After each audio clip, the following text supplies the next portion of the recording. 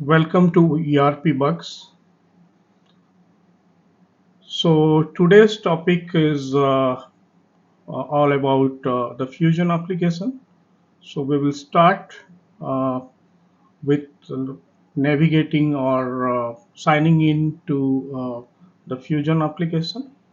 So the prerequisite is you should have access to Oracle.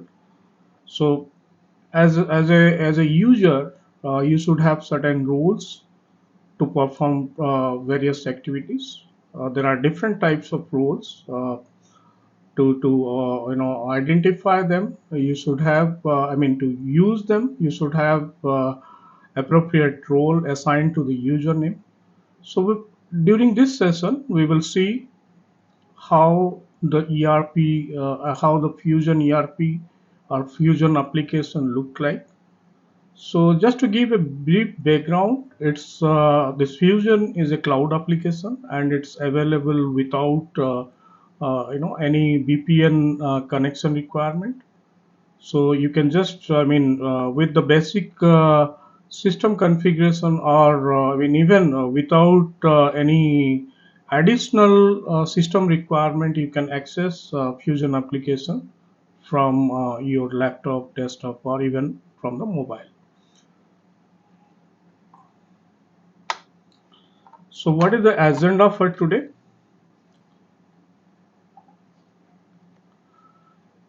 First, we will look at the home screen of Fusion application. What are the different functionalities, features available, and then we will look at how do we create a user, an user. Uh, we will create one user in the live instance, and we will see what is the process we have to follow. Then we will see what are the roles that are required. With roles, what is the level of access one can get. Without role, what are the access will be available for the user. We will see that. So let me log in to Fusion with my credentials, and just for your information, because I have couple of roles assigned to my username, I will have many things in my screen. But during this session, we will see a new user, what kind of access is getting with or without any role assignment. So let me navigate or let me open the ERP application or the Fusion application. So this is the home screen, or let me log out and show you from where we can start.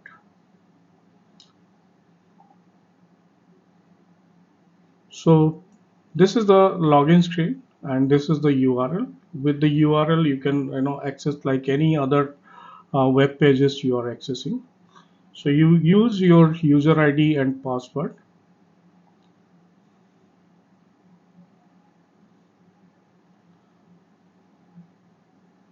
So this is the home screen of Fusion application. Now in this screen, there are many options or there are many tools. So we will go one by one and try to understand what exactly the features, how the user can use those features during uh, his journey in Fusion Financials or Fusion uh, Cloud System. So this is nothing but the setting. So this setting is important for an user who is going to do the implementation, and the options that are available within the setting and actions are basically controlled through the roles that are assigned to the user. So when we define a new user without any role, we will see what level of access the user is assigned with in the setting and action. So this particular section will be important for somebody who is working as a implementation consultant. We'll get to know what exactly the implementation consultant need to do here. and we call it as FSM. So FSM is nothing but functional setup manager. So it is totally different than what a regular user of a company or an employee of a company will have as a role specific to his functions. This one is nothing but the home screen. Any point in time, if you click on this, it will navigate to your home screen. This is the favorite screen, favorite option, where you can view the recent items that you have visited, and you can bookmark the regular activities that you are going to perform, so that you do not need to go back and forth, navigate to different places and get into the task. This is the watch list, again a kind of favorite. Then this one is important because all notifications, whether it is functional, whether it is from the system, whether it is through the workflow, all notifications for this user will be available here. And during the course of our session, we will see how this how the user can take action for different types of notifications he receives.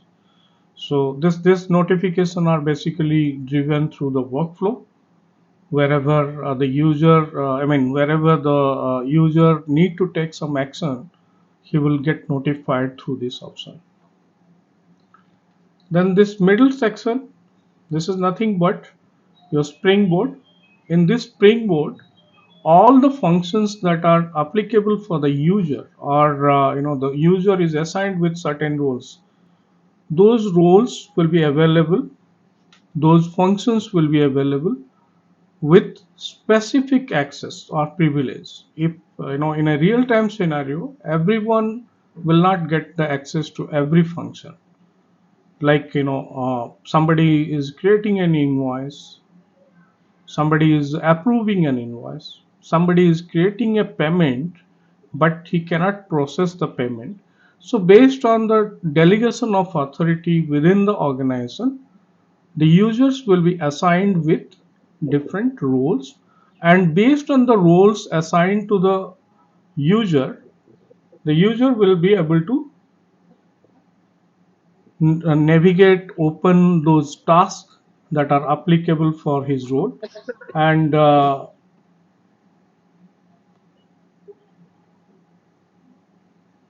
and perform the day-to-day activities or the functions applicable for that particular user. So we will see one by one, and all these these functions or the modules are driven through the roles. So all financial, supply chain management, sales, procurement, all the roles are available here. Why it is available for my login? That is because I have the implementation role, so I have access to everything. But at this point in time, it will not allow me to do any transaction, because there is no organizations we have associated, or no organization structure been associated with this user PNC IMPL. It is fresh, but only because of the assignment of the role functional setup manager, these modules are available. And under each module we have certain apps, and under each app we have certain tasks. So we'll come to this task or the work area, and we will see what are there, and what is required, what is not required, and how we can use those work list or work areas during the course of implementation. Okay. So the next part is navigator. This is nothing but the same like the springboard. It has a different view. So both from the navigator or from the springboard, you can navigate to the different functions, different features that are available in Fusion. Okay. So this is all about. There are many other features we will discussed during different phases of implementation, how we can make use of them, what are the challenges, what are the options that we have to make them active or inactive for specific user. We will see that. Now, what is the next? So we talked about setting, we talked about default tools, Springboard, apps, navigator, and functional work area. Functional work area is something where if I click on this and with my setup and maintenance, this is nothing but your FSM, functional setup manager. If I click on this, it will open all the modules that I can do the implementation. Because I have the standard role of FSM or functional setup manager, I have access to everything. Now, this is part of the financials. The package of financial includes these particular responsibility functional area, and each functional area is associated with certain number of tasks. Now you can navigate to each of the tasks and see what information this task is capturing. This is part of an implementation user role. Now, if you want to see all the tasks, you can click on this and see all the tasks. So every functional area has certain tasks. So the hierarchy is like the application, then we have the offerings. Offerings are nothing but the modules. Those who are coming from EBS or e-business suite background, they can correlate the modules. So in every module, so like in our previous class we discussed, there are many functions for procurement function, HRMS function. So all these functions are available here under different packages. Now to do the global, the enterprise structure, configuration of enterprise structure, we have to start with the financials. So I have selected my offering as financials, and under financials, the hierarchy is the functional area. Under functional area, you have the task. So this is about what is work area. Now let us go back to the next topic. Let me go back to home. Now let us see what is the next topic we have.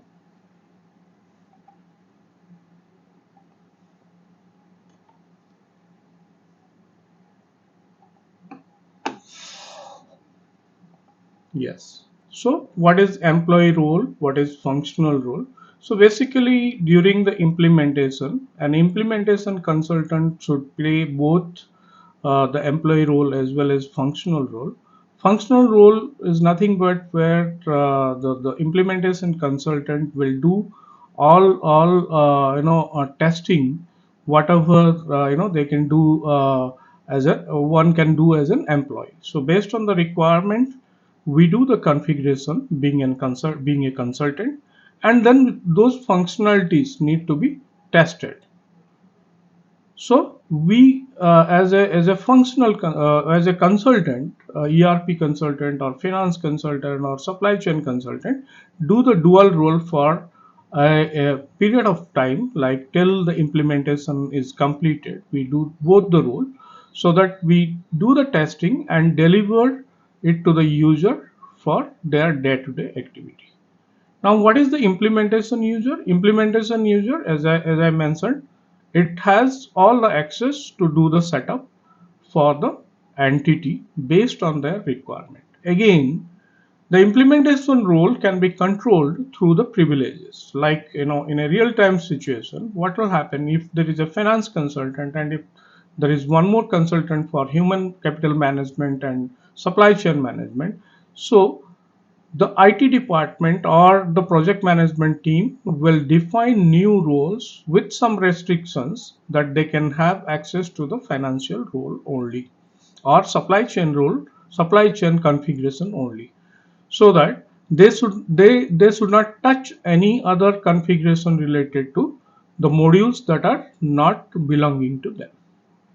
Now those privileges are controlled through the rule. Once role once we are matured in the application, then we will see how to customize those roles. Now, what is that we need? Yeah, so one point I missed here. So as an end user, what they do the transactional data entry, but as an implementation user, for certain period of time, they do the configuration as well as the data entry. Data entry in the sense the transaction processing. So they will do the configuration, they will test the transaction, they will verify if the functionalities are working or not. Then they will hand it over to the user after the go live. So the next one, what exactly we need to define a user? So how do we define the user? The role that we need or the option that we need to define the user is basically the security console. People who are coming from e-business suite, they can consider this as the implement system administrator role. So how do we navigate? So the navigation process is something which will be based on the practice only. You will be comfortable moving here and there based on the practice you do. So let me go to my security and console. The security and console is part of the configuration, part of tools.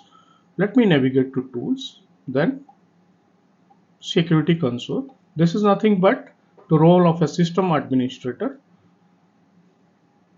Now here in this screen, I have the configuration, objects. I can define, modify all these configuration objects. So the task now here is to create a user. Now once you click on the user, you have the option here as add user account. So let me define the user account here. Let me put it as erpbugs. Automatically it will create a username with the first name and the last name. Then let me put a password.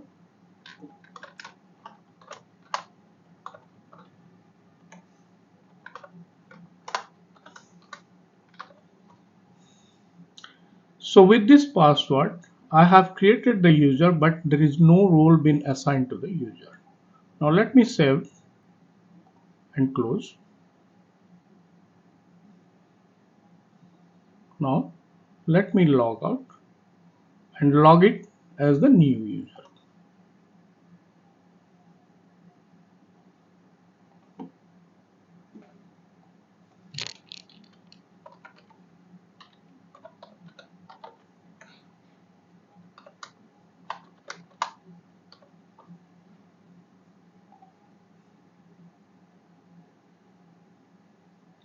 Now if you see, the user is created now, but the user doesn't have the access. No access. Now even the user is not an employee. He will not even navigate to the areas that are applicable for the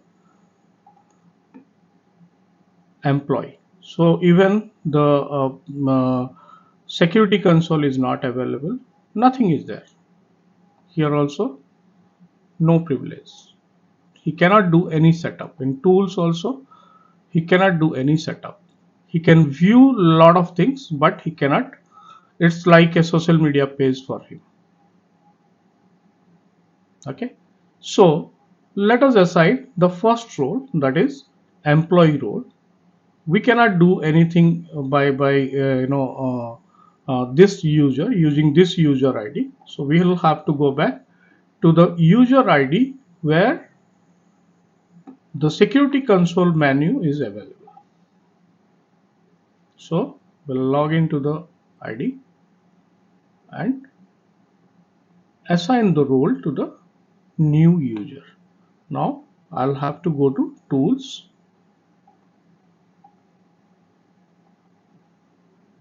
tools, security console, and query that user because I have already defined. Now I am going to search that user first, that is erp.bugs.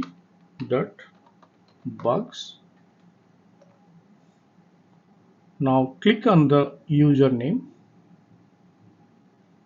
This is a view only screen. Now just click on edit. In the edit, go down and add role.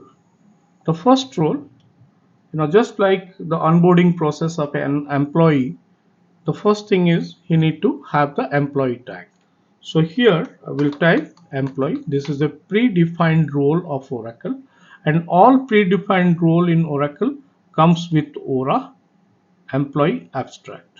What is an abstract role? We will discuss later. But all roles that start with Aura are the standard roles with certain number of privileges or access to that particular role. It is inbuilt or by default coming from Oracle. Let us assign this. Select this, then add role membership. Click on done. Now save it. Let us go back and log in to the same user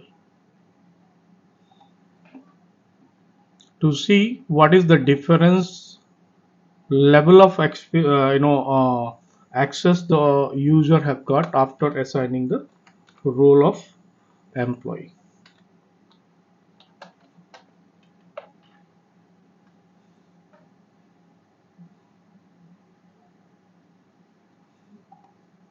See,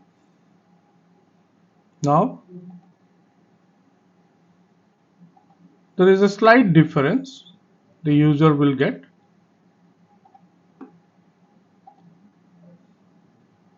some addition.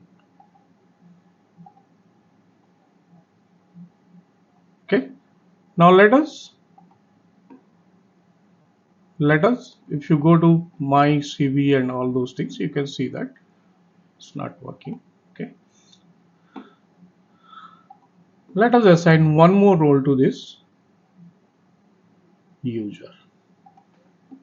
Instead, let us assign two more roles which are applicable for the implementation consultant. We'll add that.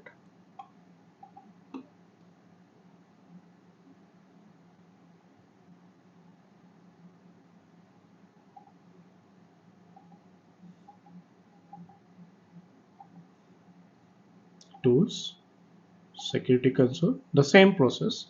This process is basically to edit the user.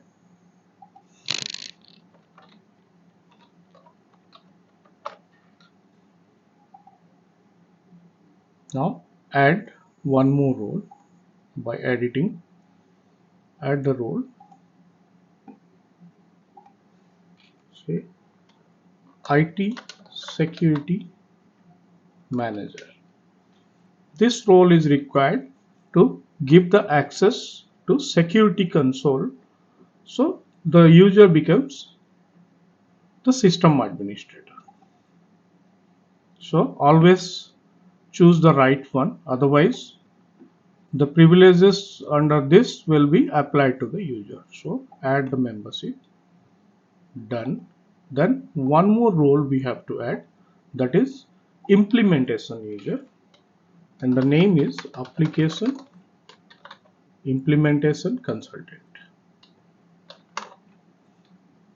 So see, there are other same name. There are other roles also, but always select the Aura application implementation administrator. We need application implementation consultant. So we are becoming the consultant to do the implementation of Fusion. Add the role. Done. Now verify all the roles are available here. Save and close. Now let us log in as the new user and see whether the new user have all the access to the roles and the task under each of the role.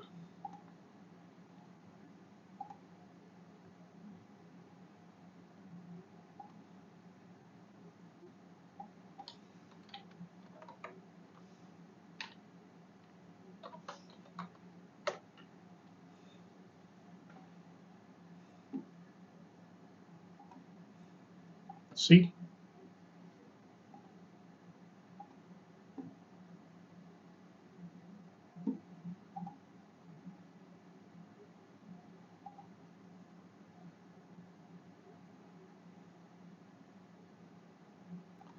So log in and log out from the main user and log into the new user ID.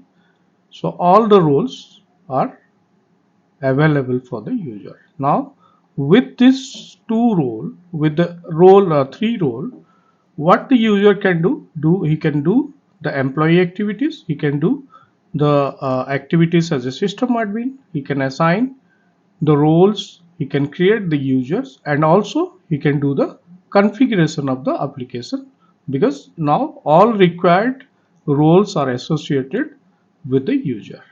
Even the setup and maintenance is available. Now if the password need to be changed, the user can log into the system console or security console, check his personal user ID or any other user ID, can do erpbugs, can search the username, click on this, edit, you can add all new roles by adding reset the password. So there are two options to reset the password. One is automatically generate the password and the other one is manually change the password. If it is automatically generated, the user should have the email ID so that the password will be communicated to that email ID. Okay, so this is all about how to create a user, create a user. What is next? The next topic is we have covered the additional roles. If we need, we will see, when we start doing the implementation, we will see what additional roles are required, how to do the password reset we have seen. Then what is next? Yeah, so in the next session we will see how to define and upload the chart of account structure using the rapid implementation. Why it is important? Because this is the first step. You should have the organization structure, you should have the financial structure to do the rest of the implementation activity. Thank you.